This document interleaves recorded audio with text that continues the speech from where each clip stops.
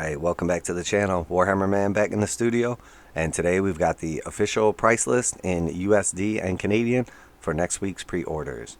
If you're new to the channel, make sure to like and subscribe for Warhammer 40,000, Kill Team Necromunda, Age of Sigmar, Warcry, and some Horus Heresy content as well.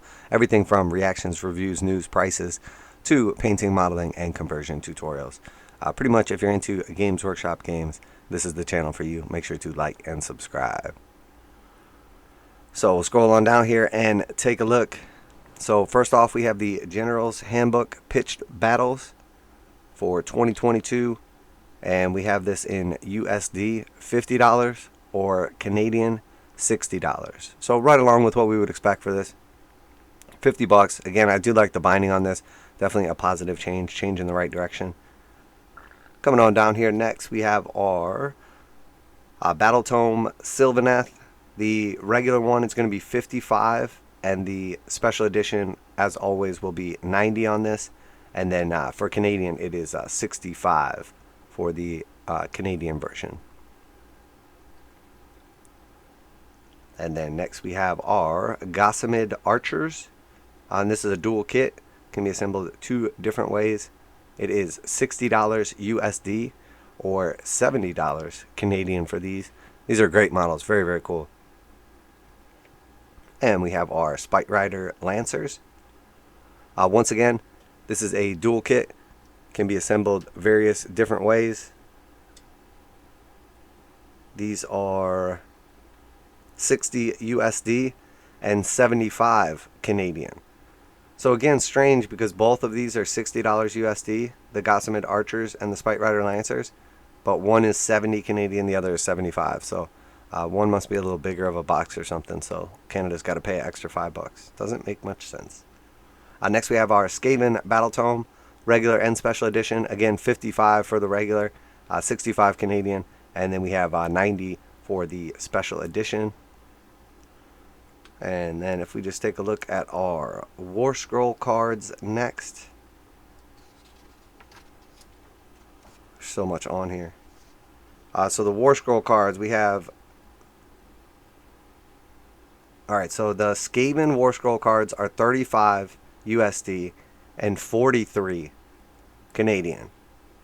The Daughters of Khaine Warscroll cards are 33.50 and 38 so Canadian. So they're $1.50 cheaper USD, and then they're $5 cheaper Canadian. And then the Warscroll cards for Sylvaneth are the same price as the Daughters. They're $33.50 USD and 38 Canadian. So I'm not sure. I guess the Skaven one has got to be pretty loaded. It looks like right here it's much thicker than the regular ones, than like the Daughters and the Sylvaneth. So I guess that's where the extra price comes from. It is a little more pricey. And then next we have our dice. So as always, the dice are 38 USD or 48 Canadian. They're nice and everything, but not my cup of tea, obviously, for that price, especially. But honestly, most of their dice I probably wouldn't buy anyway. Alright, and then next we have our... You know, in that previous video I did, the last one, I did misquote the prices for the Vanguard boxes. That is my mistake. I did say the Vanguard boxes were $125, and that's not right. They're $130. So that is my mistake. But we have all three of our Vanguard boxes. We have the Skaven, the Nighthaunt, and the Daughters, all coming in at $130 each USD or $160 Canadian. And we did the breakdown on these in our previous video as well. So we know you're getting, for $130 for the Daughters of Khaine, you're getting $197 worth of retail. So you're saving about $67. So you're saving about 33%. And then next we have the Skaven. Again, $130 for the Skaven. You're getting $177 in value in this kit. So you're saving about $47 on $130. So this is by far the least good deal. You're still saving a little bit over retail as long as you're going to buy all these models. But this one is a little light on value. And then next we have the Vanguard Nighthaunt. This one is $201 in value, so it has the most compared to retail. So $130 to $201. You're talking about $70 worth, and again about 33% value if you buy this box set over the individual models. So they're all decent deals, right along with what we normally see. The Skaven is a little bit light. They could have easily thrown in like another $20 character or something and brought it in line with the rest of them and made it a better value, but obviously not the case. It seems like with these boxes, they're much more concerned with how many points they're putting in there than they are the actual value that they're providing for people. So, all right, and then next we have our characters. So we have first the Auric Flamekeeper for Fire Slayers. He is $33.50 USD or 38 Canadian.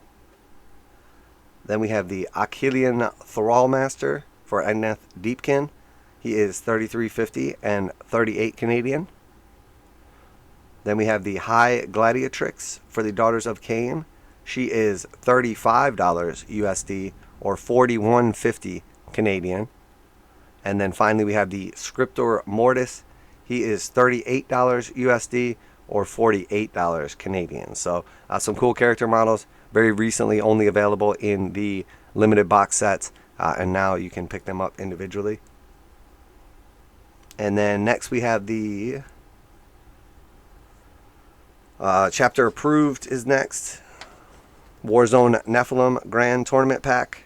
And this one is $30 for this or 35 Canadian. You know, to tell you the truth, I was honestly surprised by this because I felt like they were going to go for like 40 or 50 bucks. So while I don't want to come out and say it's a good deal for this, you know, it's cheaper than what I was expecting. So 30 bucks, you know, I really think that that's not a bad deal. It's right at that price point where it's more of a supplement and less of like, you know, a codex type purchase. You know, 30 bucks is a lot easier to swing for a book like this, I think, than like 50 or 60. So, and it does have a bunch of mission packs, a bunch of new rules. We've seen some previews as to what some of those new rules will be. Half as many starting command points. You have to pay for your first relic and also your first warlord trait. So no longer going to be free. So you're going to start with 6 command points. You're going to get refunded for whatever your main detachment is in your army. And then if you have a second detachment, you're probably going to be down to 3 command points, realistically. And then after that, if you want to buy a warlord trait and a relic for your army, you're down to 1. So you're going to be starting with 1 command point at the beginning of the battle. And then on your turn, you'll gain 1 command point. And then your opponent's turn, you will also gain 1 command point. So it's going to be pretty tight. You're not going to see the same level of like alpha strikes or like big command point drops on the first turn. So it's definitely going to change the dynamic of the game.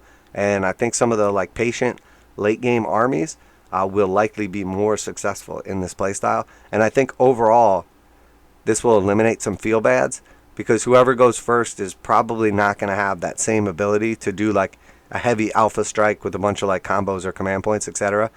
So we should see a little more balance. But to tell you the truth though, a lot of games are not necessarily decided by who goes first or second, or you don't necessarily win just because you go first. As a matter of fact, with a lot of the missions, you're better off having that last turn to score those extra points.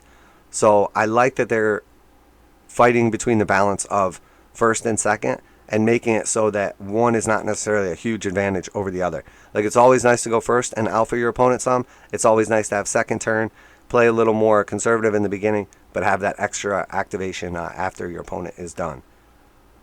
So cool. We'll see how it balances out. I think the game is actually in a pretty good place right now. I follow a ton of the tournament scenes and competitive, and we're seeing mixed like top 8s and winners.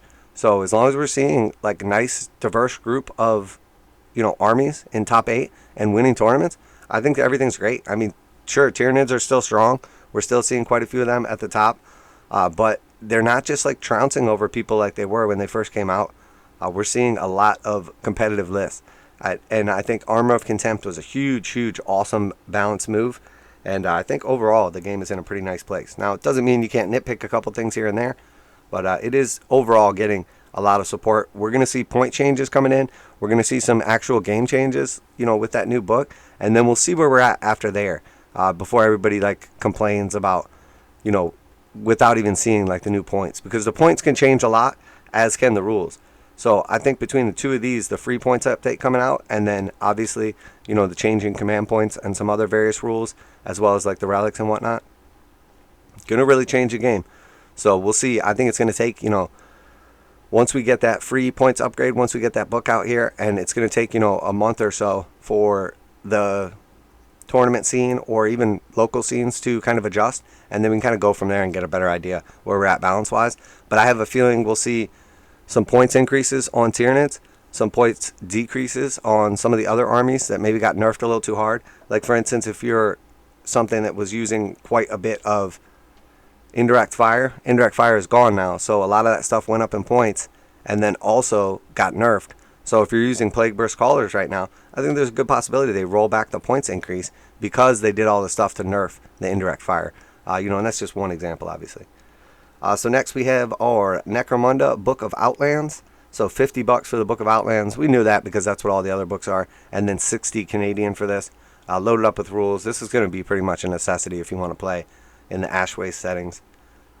Next we have the Cargo 8 Ridgehauler. I did say 80 to 100 on this. I was trying to give Games Workshop the benefit of the doubt, but they went with $95 USD for this, 115 Canadian. All right, let's break this down for real, because I think this is really cool. I know a lot of people are just like, it's okay, it's mediocre, I can make my own. I totally agree. For $95, you can definitely make your own. You could buy an actual shipping container, well, like not a real one in real life, but one of these for like $20, and then that still leaves you $75 to basically come up with some kind of cab and some wheels. So can you build one of these that would be equally or cooler for less price? I think you definitely can. Is this still a really cool kit for people that just want to put it together and build it and play with it? It definitely is. But at $95, this is essentially like the equivalence of a Land Raider in price. I think it's too expensive, but, you know, it's Games Workshop. We know what to expect from them. It's definitely overpriced. But this didn't even really make me mad. I'll show you what made me mad in a second here. I did not get the price for some reason on these Cargo 8 Ridgehaulers. I think that if you're going to go $95 on the main thing, you got to not be a trash bag company and charge extra for more gunners. You just give these to people. So if there's 4 of these coming in the pack, you know, you should just put 2 with every single trailer. Just give people what they need to build the kit. Because I'm assuming these 2 gunners come with this kit because they've been shown in it everywhere. So that's already full. So you can't have any more gunners for this. So each one of the other trailers that you put on here only has 2 spots on it as well. So instead of selling people 4 gunners separately, they should have just put 2 gunners with each one of the trailers, and then you would always just have as many gunners as you need, because every time you buy another trailer, you have more gunners. This is just a cheap trash move in my opinion. And honestly, if you're going to price the stuff the way you are, include the gunners. If you're going to price them cheaper, or if you don't want to include the gunners, price them cheaper. But don't price them more expensive and then not include the gunners. That is just cheap trash, in my opinion, from Games Workshop. So here it is. This is the one that really pissed me off. This is pretty basic. Let's be real. You know, you have basically a $20 shipping container and then, you know, 8 wheels on this thing. It's cool. I like it and everything. But, you know, let's be real. This is, for the trailer, $60 USD, $60, $70 Canadian. So, I mean, this is a complete ripoff in my opinion. $60 for this is just too much. You know, you're basically paying $40 for the base, $20 for the container. You know, and then what? You're going to have to buy $20 more to put some gunners on top? This is just ridiculous. I'm not sure why GW has decided to overprice Necromunda stuff so heavily as of late. But in my opinion, the Ash Waste kits was too expensive. The habs are way too expensive. The accessories are way too expensive. This is too expensive. The trailers are way too expensive. I mean, everything basically Necromunda that GW has been putting out is way too expensive. And if you're really trying to launch this game and get people excited about it, you need to not overcharge for everything, at least not right away. Give people a chance to get hooked. Let them, you know, bite the bait and get that hook sunk in. Set it before you start reeling it in. If you start trying to reel people in right away with ridiculously priced items, a lot of people are just going to say, no, this just is not for me. So, but that's my little rant for today. I definitely think that the trailer is a complete misprice right here once again. And then I think it's ridiculous to sell the gunners separately. And then on top of that, I think the truck is too expensive as well. So, or the train. So, not happy about the Necromunda pricing, to tell you the truth. But not surprised either, because Games Workshop is scum. So squats. Here we have the Ironhead Squat Prospectors for Necromunda. $47 for the squats, right in line with all the other gangs, and $55 Canadian. No surprises here. It's the same price as all the other gangs, so as expected. It does only come with 8 guys. Most of the regular gangs are 10 guys. Maybe all of the regular gangs are 10 guys. So a little cheap to not give you the 2 extra guys in there. I would have liked to have seen 10 of them, but they are pretty cool models and everything. And again, not surprised to see them kind of trimming away some of the value. Because that's really what it comes down to. Are they just going to raise the price on everything else they put out, or are they going to give you less value? I think that's a struggle for them every time they go to release it. They're like, oh, should we charge more and give them less? And you're like, maybe we should do one or the other. And then with like some of the Necromunda stuff, like for instance, the Ridgehauler, the Trailer, the Gunners, they're like, well, let's charge more and give them less. And that's just not acceptable. So next we have our Gang Tactics cards for the Orlocks and the Ironhead Squats. These are Gang Tactics cards are $16.50 USD or $22 Canadian. All right, and then didn't actually get the prices on these two for some reason. A little lacking. I'm not surprised this time since the price list is like 30 pages long. But yeah, I'm not going to talk about the books either. I did get the prices on them, but you guys can figure it out. So this is honestly, overall, a lot of really cool releases coming out here. A lot of good stuff. You know, if you're a Sigmar player, if you're a 40k player, if you're a Necromunda player, you were probably excited to see these releases. A bunch of characters come in, you know, individually instead of in the box sets. So that is always nice to see. A bunch of Vanguard boxes with nice value overall. You know, right in line with that 33%. You know, some more overpriced mediocre dice. Great to see a couple more armies getting their books, their battle tomes for Sigmar. But to tell you the truth, and some really cool models and everything. But again, some just more overpriced stuff. The Necromunda stuff is really just aggravating to see the prices on. Because again, it's very much overpriced. So let me know what you think down below. Always like to hear from you guys. Let me know your opinions, your reactions, your reviews of my review. What are you going to be picking up? Are there anything that you're not going to be getting because of the price? Are there things that are cheaper than you thought, etc.? Always like to hear your guys' opinions. As always, make sure to like and subscribe for Warhammer 40,000, Kill Team Necromunda, Age of Sigmar, and warcry content as well as some Horus Heresy, some reactions, some reviews, news, painting, modeling, conversion tutorials, and of course our once a week official pricing videos as well.